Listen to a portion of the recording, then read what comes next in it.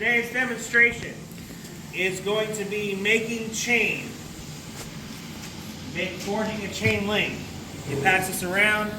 This is a link I forged this morning. It is the second chain link I have ever made in my life. So, we're about to make the third. Woo! Yes.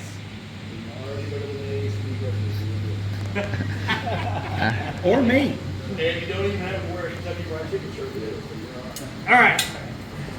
So, I'm starting off today with an 8-inch piece of 3/8 round stock. And because I could do things by eyeball, but it's much faster if I start off with a known measurement. I have center punched the center of the link on here. So when I bend the link, I end up with even legs, which is important because you're setting yourself up for the forge weld. And when you're doing the forge weld, and you get ready to bend the scarves over, you want those to be even so they kind of line up and you're not spending forever trying to fix your link afterwards. So, we'll start there. Get the piece heated up for bending. I'm going to use this bending fork here in the vise that we use for making our hooks.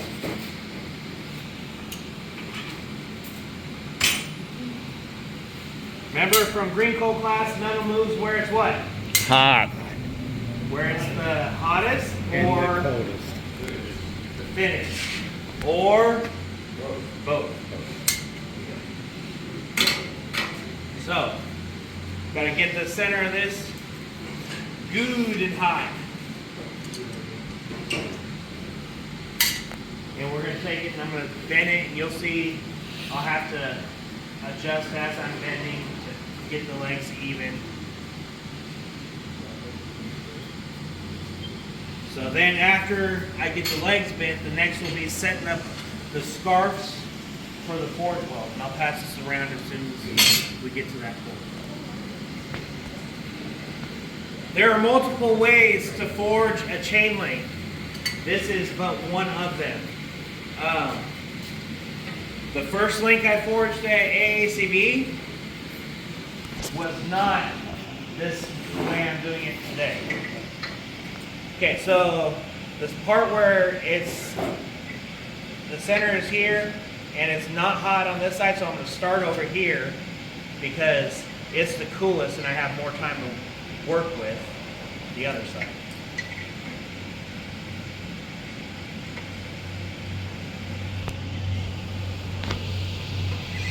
So I'm just kind of, remember when you're using this jig that the pinch point is where it's going to bend the most. So I'm just gradually moving it until I have it bent in a U shape and the ends are kind of even.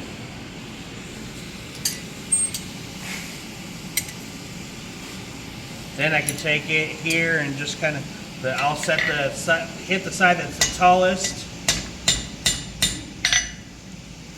And now they're perfectly even. Okay? All right, so the next step is the scarf.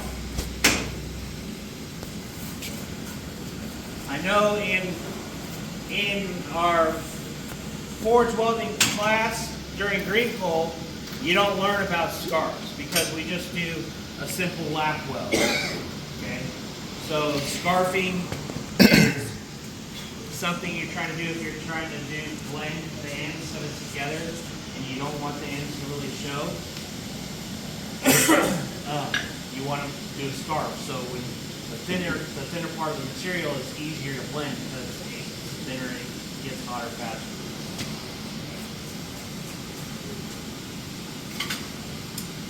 Another thing that's handy to have for doing this part of it is actually chain link tongs. These, they're kind of a flat job, but they have a cutout in the center just to be able to hold the curve of the link while you're working on it. Very easy.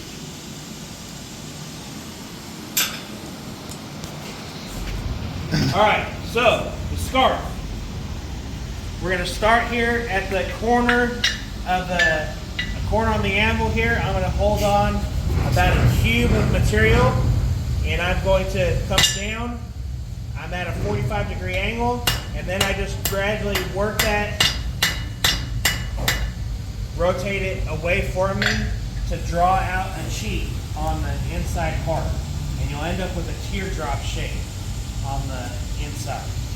So pass that around so everybody can see that, please. But that's the one side.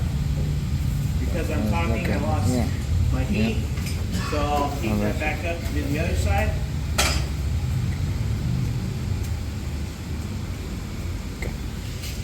Any questions so far?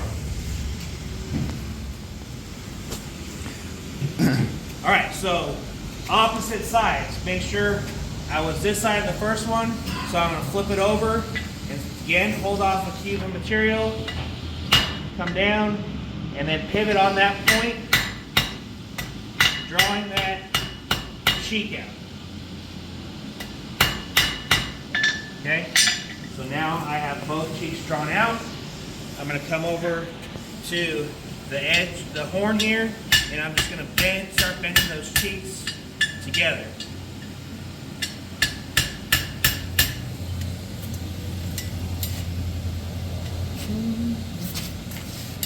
You want to make sure they lap on the right side well.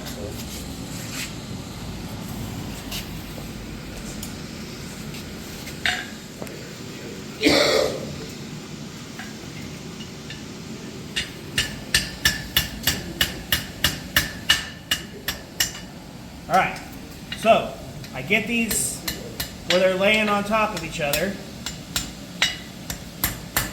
and touching. So I bent it kind of at a 45-degree angle to get them to lay on top of each other, just like so. Matter of fact, what I'm going to do is I'm going to pull this off and let you look at it this way. Start on another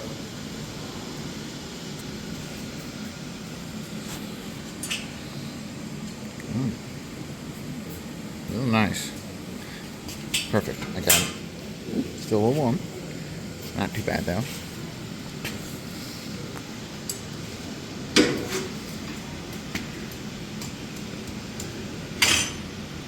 Any questions? Now, how would you put them multiple together? Would you forge weld them all at once, or? We'll get to that point. Okay.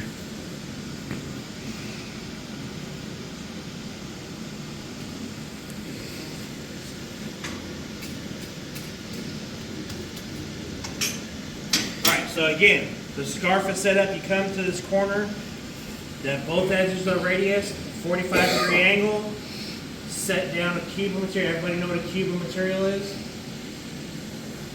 Okay, a cube of material is whatever the parent bar stock is, it's that thickness by that thickness. Doesn't matter if it's round, square. If I'm working with 3/8 material, I'm going to put 3/8 material on the anvil. That's a cube of material. If I was working with a 1/2 inch, I'd move a 1/2 inch onto the anvil.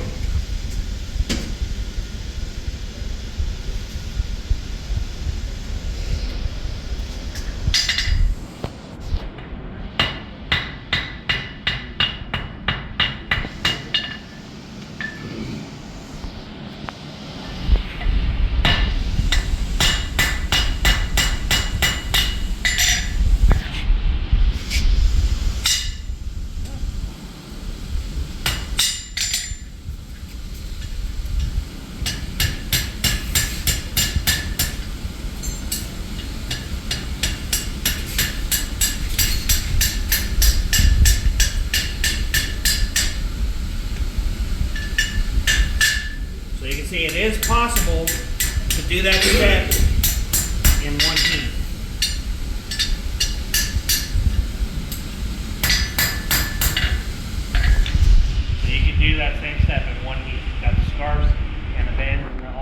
together. All right, next step is the forge weld. So at this point, while it's at a low dull heat, I'm going to go ahead and I'm going to sprinkle my flux on.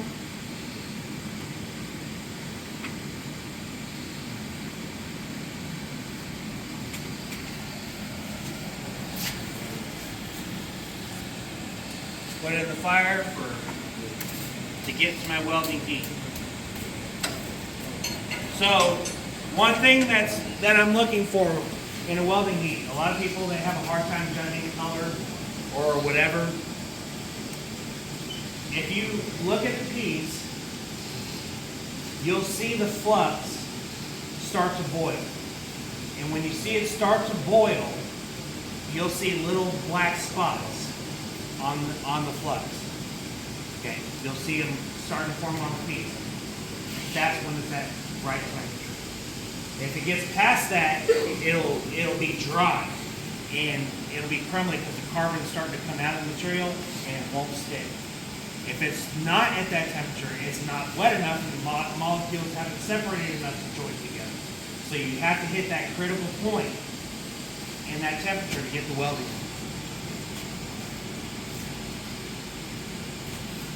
So then come over here to the edge. Then come to the horn. Trying to refine some of the edges here.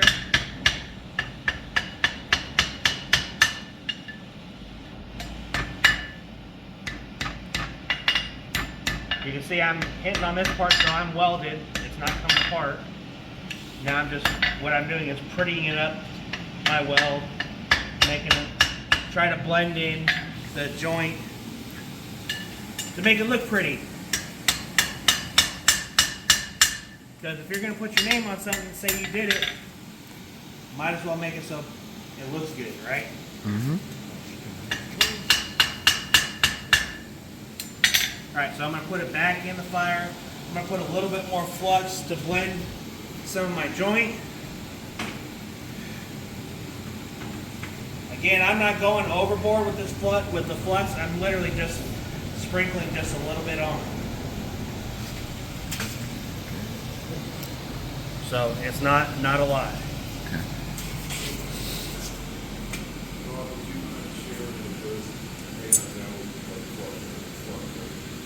So flux, the purpose of flux. The purpose of flux is to keep oxygen away from your metal. It serves no other purpose but that. Okay? Sometimes if you have the extra liquid and you're doing a large weld, sometimes it'll help to get whatever crud and stuff is in between because it'll flow out with liquid. So when that flux is liquid, it'll shoot out and you'll see sparks come off, fly off, whatever. So it does help with that. It's all about keeping the piece clean. You want to keep it clean. If it's not clean and you have slag and stuff in there and welding or forge scale and whatnot in there, it won't stick. So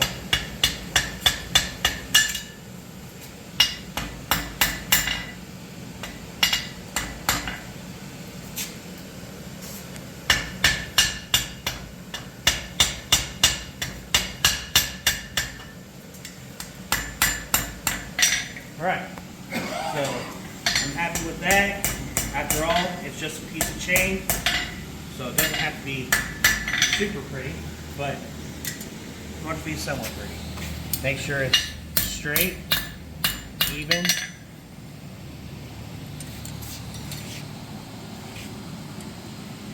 It up.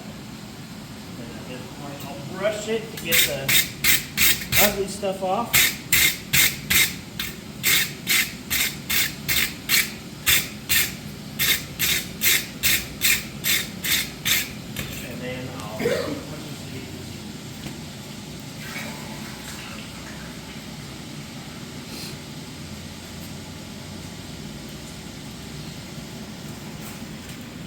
Now I have two links made. Okay? So now comes time to join the links together.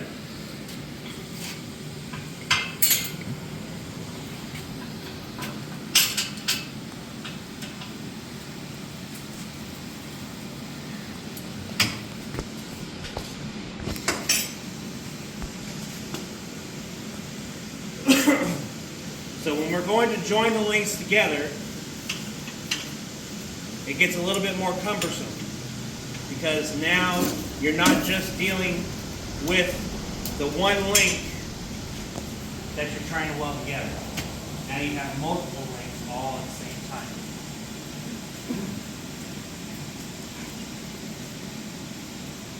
So it's a little bit more to manage, and the more links you add to the chain, the more cumbersome it becomes. Because 3/8 stock adds up in weight pretty quick. The chain can get heavy real quick. So the actual best way to go about doing it is you forge it in small sections. And the common consensus is you make 3 links. Or you forge 2, then join those 2 together. So you have a bunch of groups of 3. Then you take those groups of 3 and join them together. So then you have groups of 6. Then you take those groups of 6 and start joining those together. So you're not working with a big old long mess all at once. We're not trying to weld one link at a time onto each part.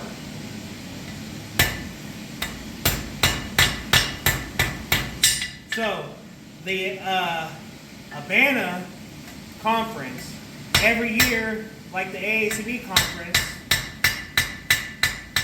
they have a competition. Okay? Their competition every year is chain making. And they have 3 different categories. They have the novice and intermediate and open class. And in the beginners class, if you can't make at least 3 links in 20 minutes, you do not need to try to get in the, or don't expect to win. You can go in there to try to compete and, you know, have fun just to do it. But don't expect to win if you can't forge more than 3 links in 20 minutes. If you are intermediate, you better be able to forge at least 5. And if you are going into the open class, which you're competing against everybody, guys who've been doing it for years, the guys that have been doing it for 5 years or so. If you're doing it there, you better be able to forge 7 or more in 20 minutes. Your time limit is 20 minutes to make this chain.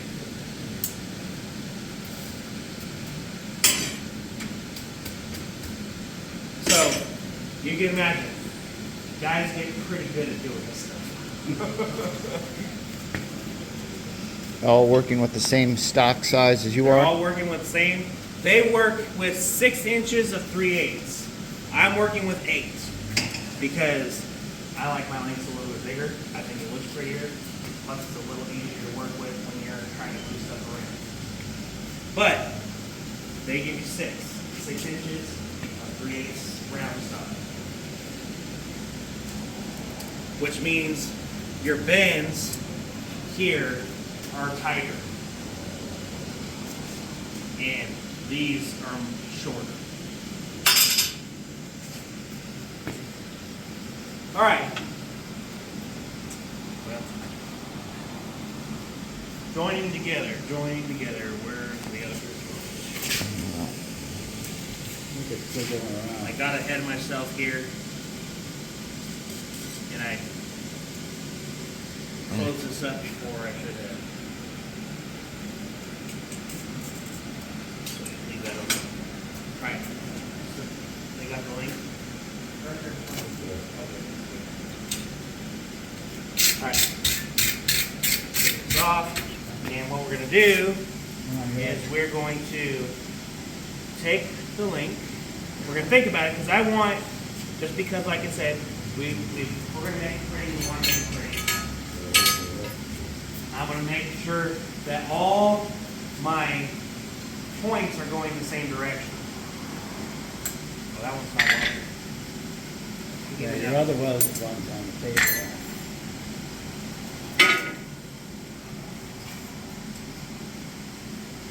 So that one goes that way.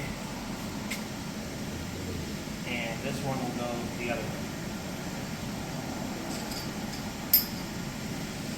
Now, does that make sense?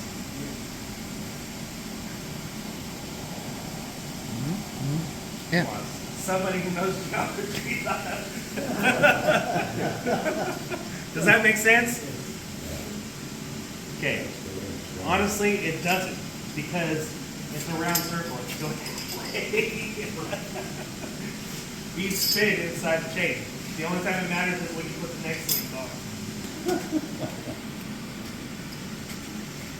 When you forge the group of 3 together, that's when it'll matter. But when you're putting the groups of 3 together, it doesn't matter. All right. So now you see, this is what I'm going to be working with. And this is why having a pair of tongs that whole chain comes in handy, because getting other tongs in here makes it so you're like this and everything is bunched up on top of where you're trying to work. So this gives me a nice, good area to get in. So I'm going to heat this up to just a dull red so I can get the flux on it, because I'll let y'all look at it and it's cooled down.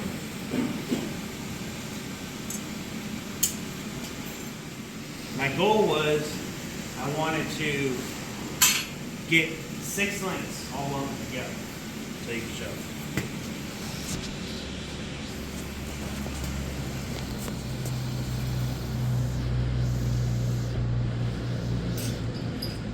All right, so you can make sure this is clean. All right, flux again. I'm not putting a lot in there. And the only purpose is to keep the oxygen away from the metal now that it's clean, so it doesn't oxidize. Okay? Going in the fire. And again, I'm looking for that flux to bubble. Start to boil.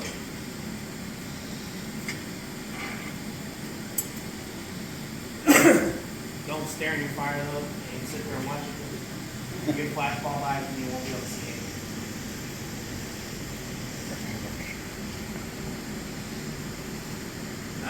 If you listen to Mark Asbury, what he'll tell you is says, if it doesn't look wet, it won't weld. It's gotta look wet. And then you have to judge the difference between just the wetness of the flux. The flux is gonna turn liquid before the metal will ever get that out. And that's where you look for the flux to start to boil. And you see those little, the borax hits melting point, and then it gets boiling point, and it's right at the point that the metal actually is ready to weld. So I guess you could say that the flux can serve another purpose. But that's really for a beginner, because you could do all this without flux. I'm just not that good. All right.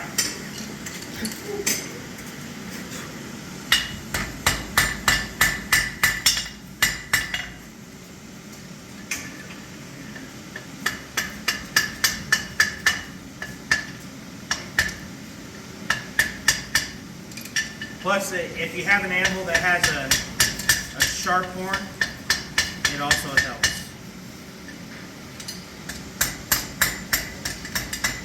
My horn is not exactly the sharpest.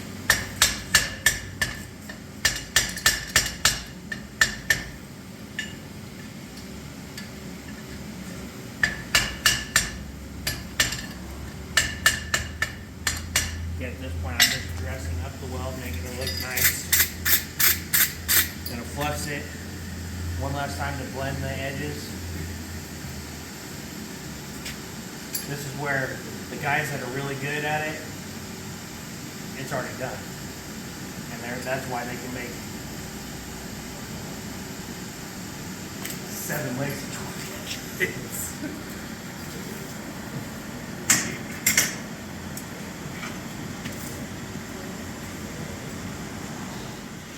Pretty much, if you get good at it, you can do it in 2 heats.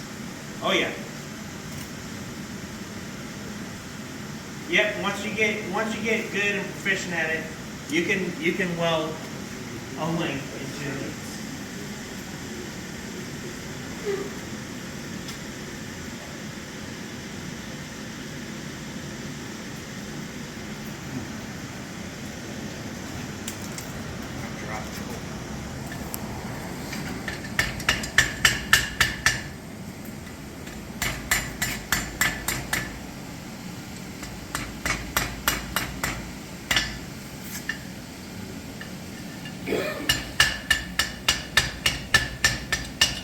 So I'm trying to bring everything back to the parent bar thickness.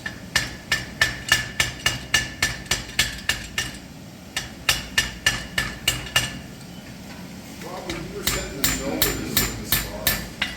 What was your target thickness? So at the thin point, Yeah. The depth that you want to set the shoulders to, what was your aim? about the thickness of a dime. Okay, so there's 3 links joined together. Gosh, I should grab one again.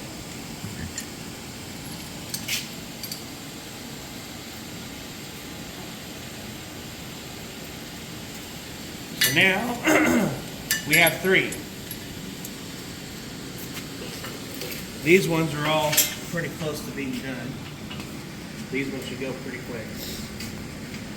So again, yeah, the target where the fat part is, you want that to be as thick as possible. So when I'm doing the set down, I'm leaving all the material that was pushed off of this outside edge to be that fat.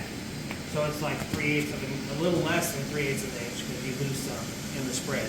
But then I'm rotating it until I'm pretty thin. I'm thickness of a dime, maybe even a little bit less on that sheet. But I'm just looking for a nice, when I get to about from 45 to a little past 90, I should be done. But look at it. See, if it's still too thick at the edge, put it back and just thin that edge out. Because that's going to help you blend your scarf, so you don't see as much of the weld.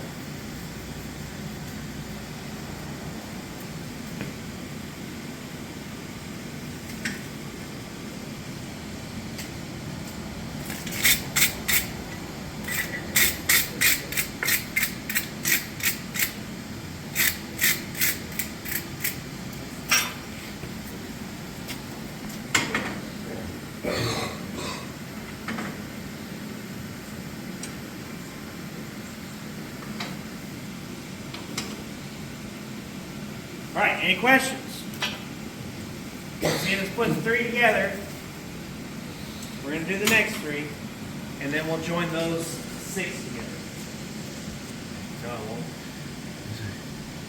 Well, I'm going to join 6 together, but I'm not going to, the next group, I'm just going to forge 2 links and then use the 3rd one to join those. Yeah, I was gonna say, you normally forge 7 together, or? This, yeah, if I was going in a competition, this is where we would be. I would forge another set of 3 to set me up for the 7th link, joining them all together.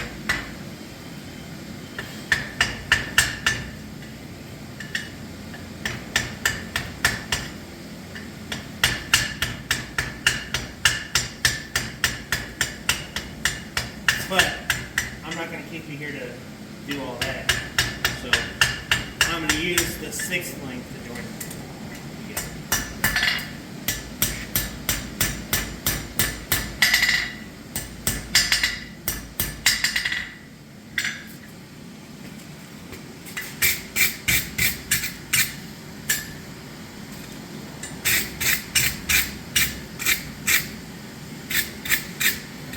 that one turned out pretty good at first, so I won't take that one back.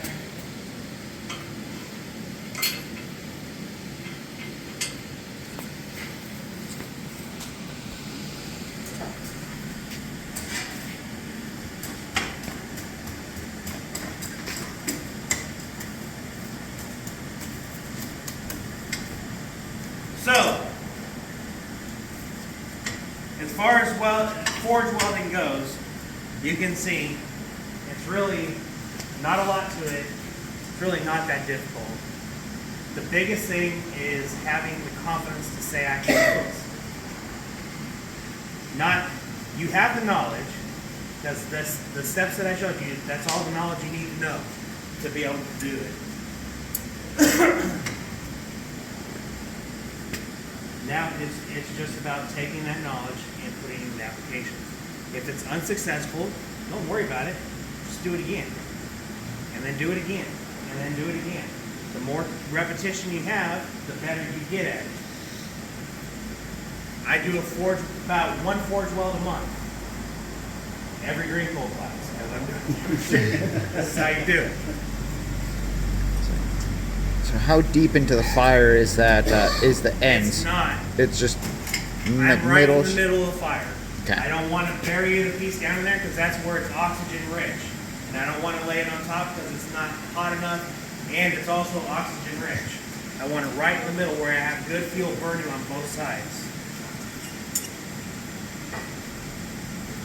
Keep it in what's called a reducing environment.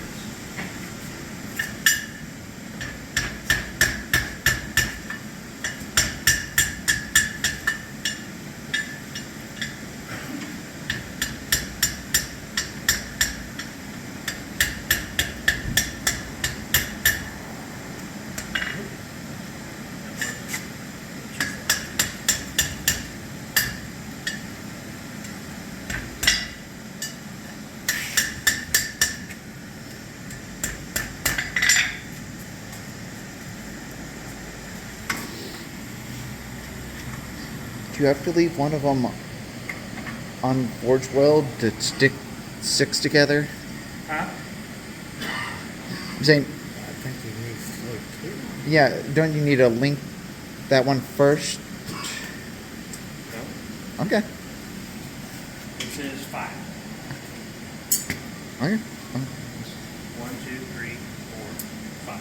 Well, I'm saying, aren't Number 6 is right here.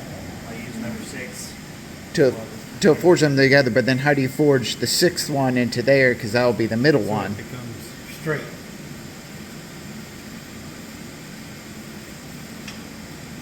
Yeah, You're gonna be forging. Without a number You're 7. gonna be forging a line there.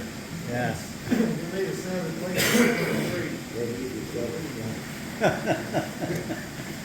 Good point. This is why Andrew's a professor. I am not. Sometimes my math fails me.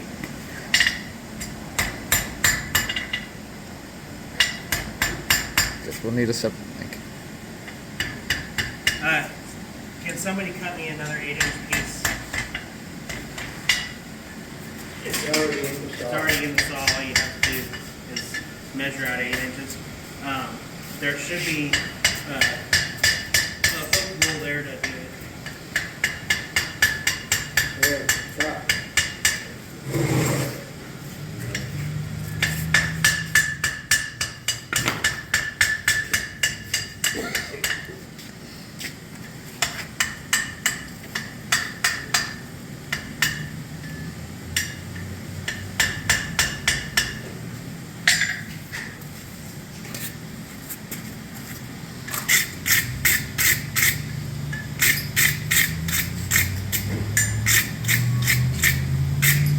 Still, the consistent sticking to forge welding is. You can see I've already done better than Rob Roberts. Yeah. So in my book, that's a win. Yeah.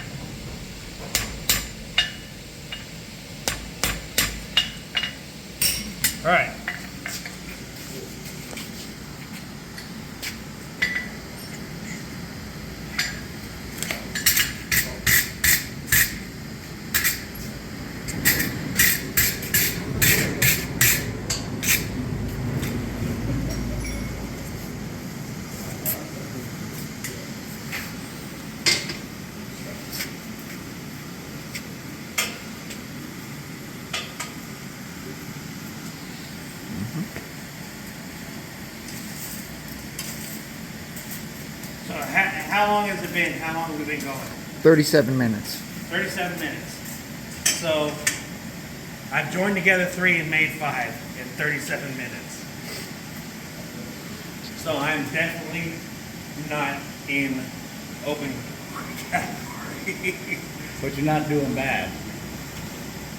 I'm doing better than a beginner.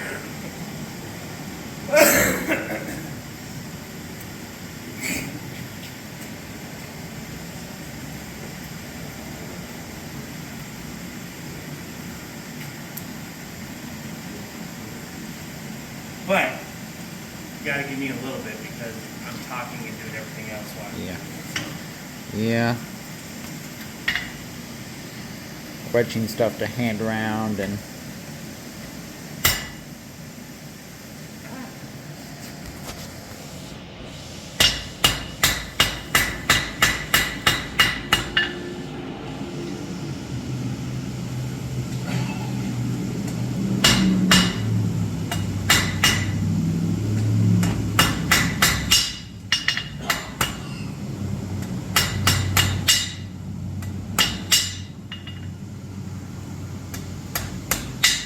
Sometimes they want to slip around on you.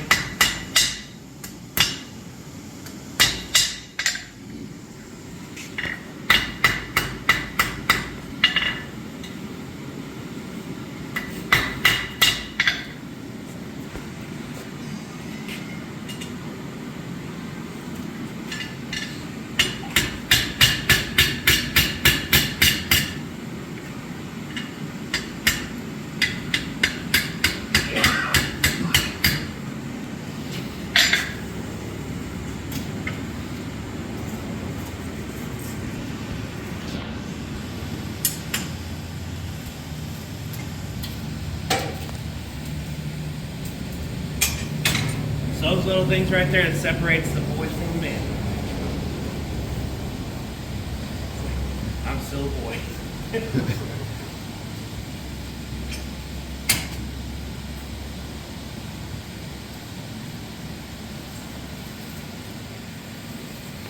One day I'll be there.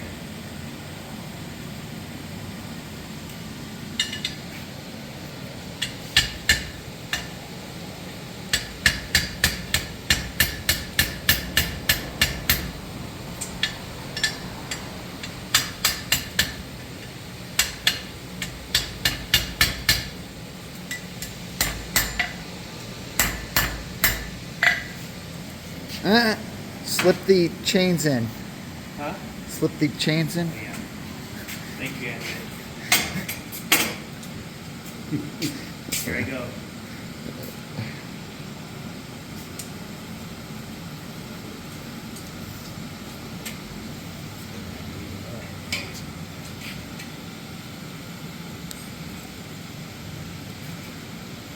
There we go.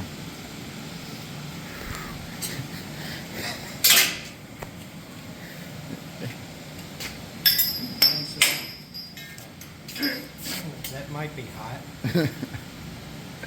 That one was still warm.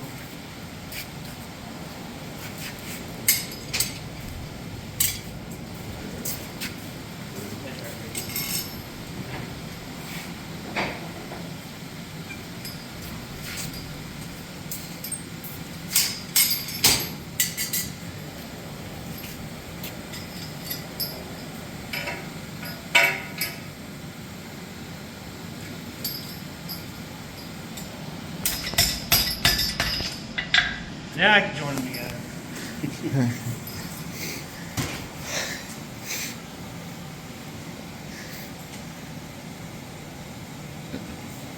So you see how I split the rings on each side of my ring, so I don't have a bunch over here crowded up. Split the gap.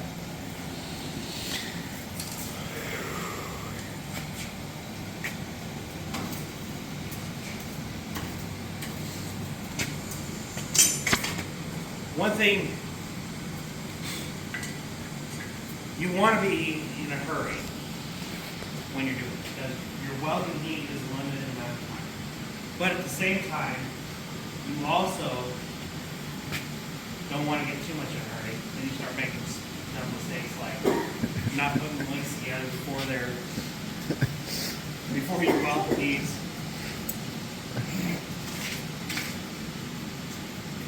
Leaving a plastic bottle in the hot forge.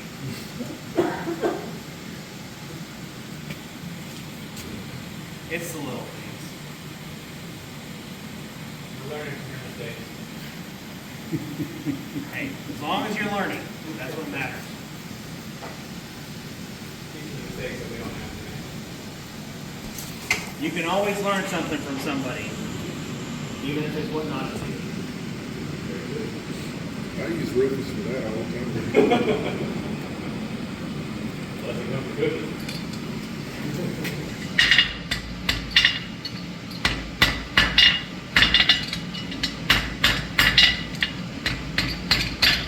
You can see right there, I'm welded.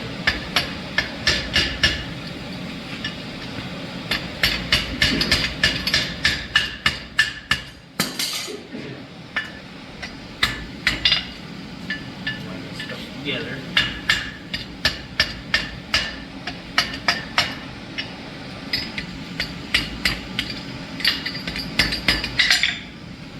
Putting it up.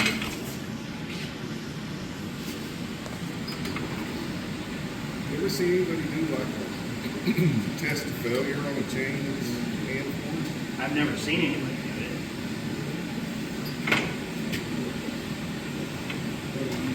it. Yeah. But, I mean,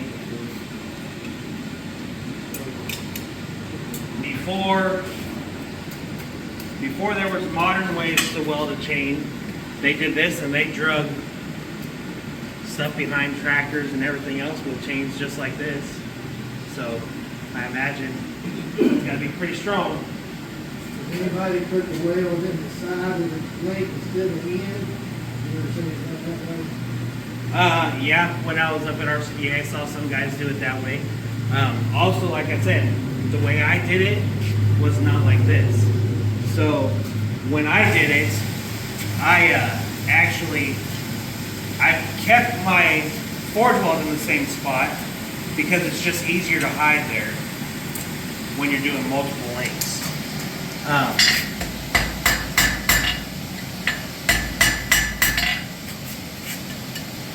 But, like, one of the guys there, his touch mark wouldn't fit on a link like that, so he put his weld in the center. And he just did a lap weld and then flattened it out pretty good because he needed a big flat space to put his touch mark.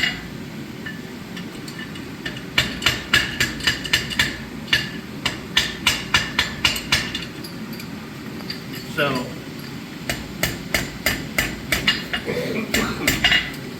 I will tell you that just me hammering on it when it's at this low temperature is a pretty good stress test. Because that puts a lot of stress in a weld. So I'm just blending the edges of my pieces.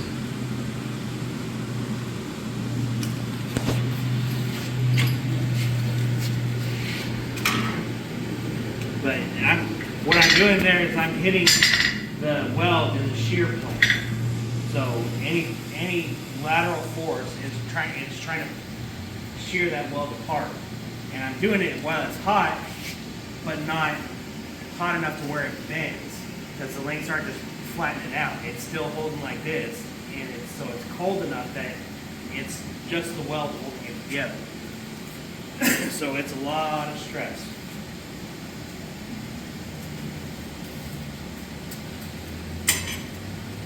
Like in the green pole class, when I had you guys pick up the corner of the anvil, and when you drag that thing around with the kicker on your fire poker, that's putting a lot of stress on a cold weld.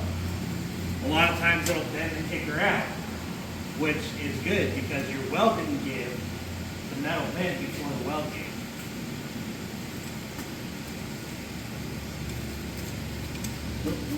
That got a little hot.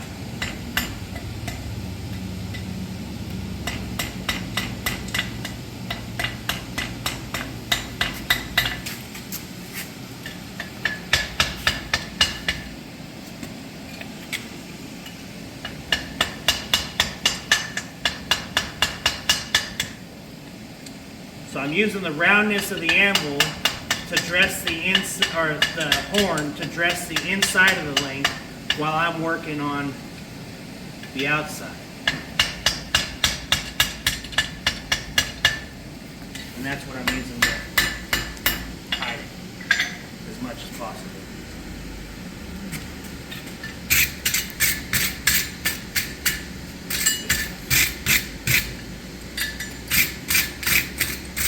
Back in the day, they would have welded those together and they would have made them pretty enough to where you couldn't tell that they were forge welded together. But you'll see a lot of chains out there when you find old ones that the weld, you can, if you start looking at inspecting the chain links, you'll find ones where, oh, there's a little tell of the scar where they welded it together. So you can judge an old chain from a new chain, because on a new chain, the way they weld the pieces together is they use an induction forge and pressure to weld the chain together. It's just like it's spot welded. So you'll see a spot where the chain is kind of mushroomed around where the joint is. That's because they're using pressure and heat to weld the joint. So it's similar to a forge weld, but it's a mechanical machine. But that's all I'm doing with the hammer, is I'm using heat and pressure to make it weld.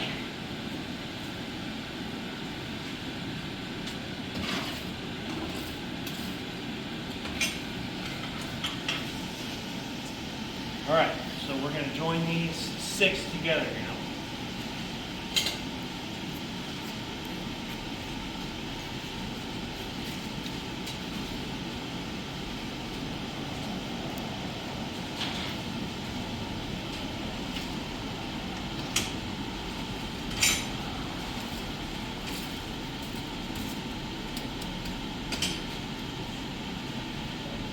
Unless you want to leave three blank links and put 3 blank links and iron the hat.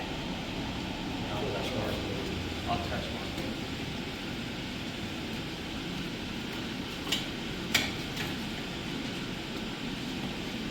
What do you guys want? If I join all 6 together, I'm not putting an iron in the hat.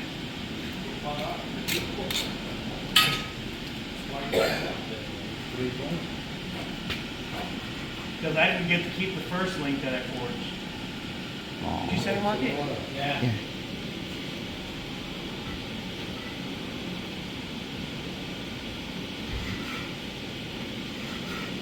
You want to stick it on the wall?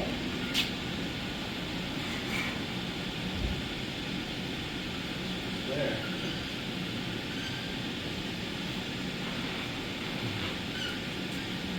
There it is. Yeah. He lightly did it. It was real light. That's alright. I mean, even if it's not, I can use it.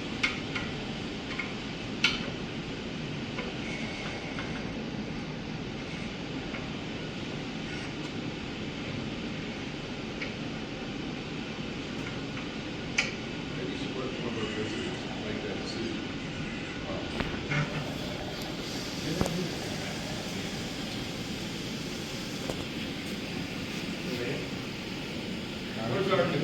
Where's our newest green gold red? Right there. Who gets to decide? Huh?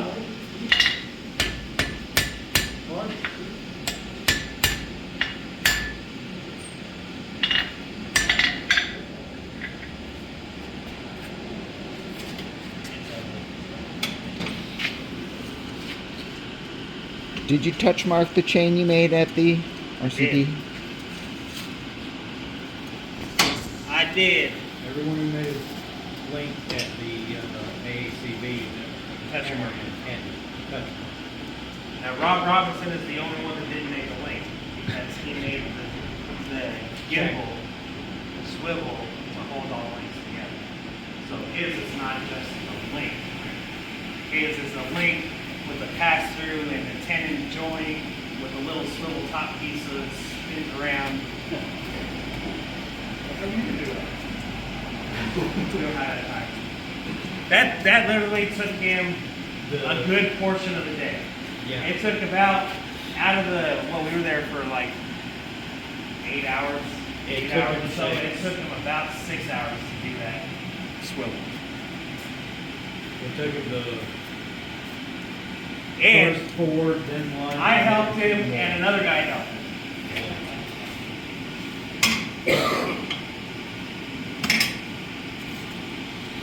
He had 2 or 3 guys helping him do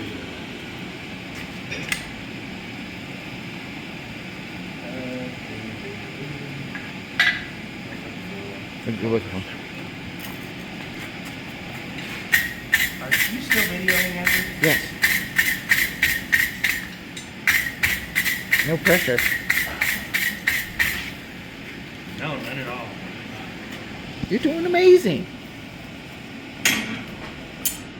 Honestly, it's probably one of our shorter demos. What time is it? 54. 10:54? No, it's 54 minutes. Yeah, what time is it? Someone got the time? Time? I got time. 10:20. Dang. Usually we give our demonstrators till noon. So I'm doing pretty good. We could be done with Iron Manhattan before noon. Flip it. See? Talking.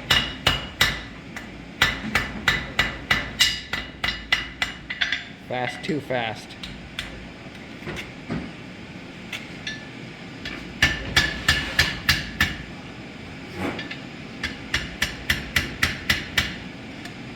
Also, when you're bending, you can't bend the material if there's not air between your workstation and your hot piece. If you're trying to bend and it's tight around the anvil, you're forcing, you're not bending.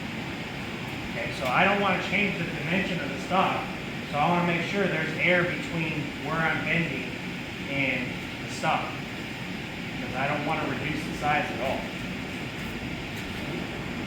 Okay. When do we combine the pieces now? Huh? Combining the... Okay, new guys say put them together and keep it. So Yes. that's what I'm doing.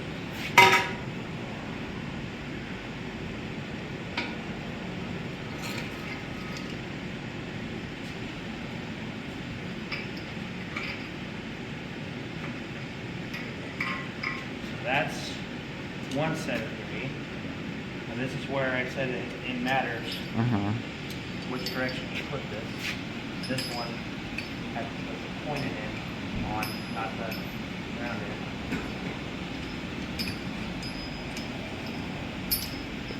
There we go. There we go.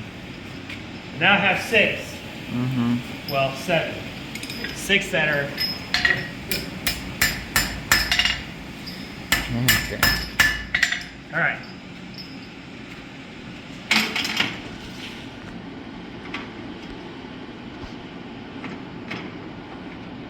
Mm-hmm.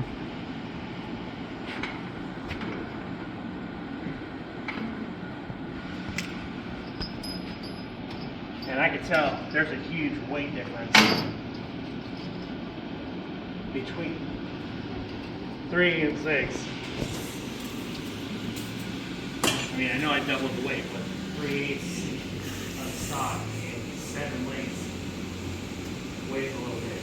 I can feel it in my wrist when I'm holding the weights together. So, if you're going to weld and you want to make a large chain, make a bunch of groups of 3. And then after you get all those groups of 3 done, then go back and make groups of 6. And then take those groups of 6 and weld those together. So then you end up with your full chain. Because you want to work with the weight as little as possible. I'm gonna say, like, at some point, does someone need to hold the pieces